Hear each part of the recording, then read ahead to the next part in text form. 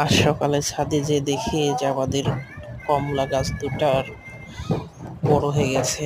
তো ওইটা অন্য টবে স্থানান্তর করার প্রয়োজন ছিল। ও বাসায় একটি ড্রাম থাকাতে ভাবলাম যে ওই ড্রামটাতেই আপাতত লাগিয়ে রাখি। তো সেই জন্য ড্রামটা প্রথমে মাঝখান দিয়ে 2 টুকরা করে নিই। এরপরে পাউশ মাটি আরও গোবর সার সব কিছু মিশ্রিত করে মাটি তৈরি করে নিয়ে ড্রামটাতে দেওয়া শুরু করে দিই। প্রচণ্ড গরমের মধ্যেও চেষ্টা টপটা দিন ভাঙা করতেছিলাম কাজ করার।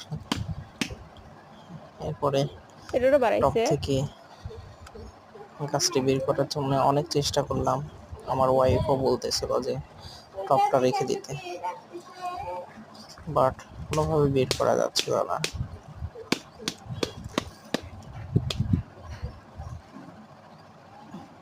অনেক চেষ্টা করেও যখন বের করতে পারলাম না, তখন টবটা ভেঙেই ফেললাম।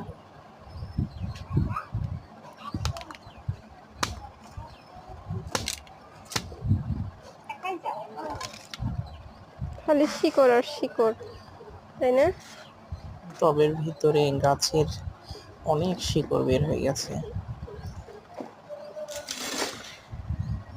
একটাতে আগেই লাগিয়েছিলাম, আরো মাটি লাগবে। অন্যটাতেও আবার মাটি লোড করতেছিলাম গাছ লাগানোর জন্য।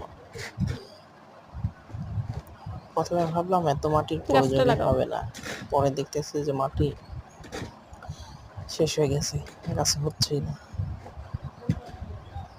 অত্যন্ত গরমের জন্য আবার যে মাটি নিয়ে আসবো এটাও ভালো লাগতেছিল না। এই জন্য ভাবলাম যে আজকে আপাতত এই গাছটা এইভাবেই রেখে দিই, কালকে আবার বাকি কাজটা করা যাবে।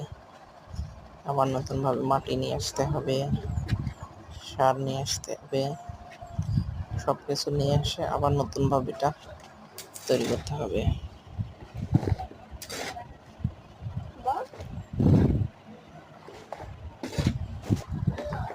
প্রচণ্ড গরম না হলে হয়তো আজকেই কাজটা শেষ করতাম, তো গরমে একদম ভিজে গেছি গা।